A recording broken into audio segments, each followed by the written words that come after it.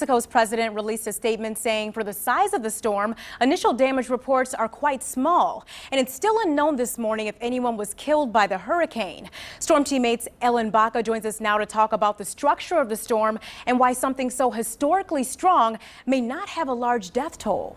You know, when it comes to wind speeds, we have very strong hurricanes, this one being the strongest, but it doesn't account for the size. Some hurricanes are wider than others, some are smaller, and this one was very similar to Haiyan in that it was a very small storm. So even though it was incredibly strong, the system itself wasn't very wide, so it didn't have as large of an impact as, say, something like Sandy, which impacted several states here locally. Right. Now, another reason why Patricia might not have done as much damage is those hurricane strength winds weren't very far from the center. They're really packed close to that eye wall. So if you weren't one of those locations that got hit by the eye wall, you didn't really experience as fast of winds.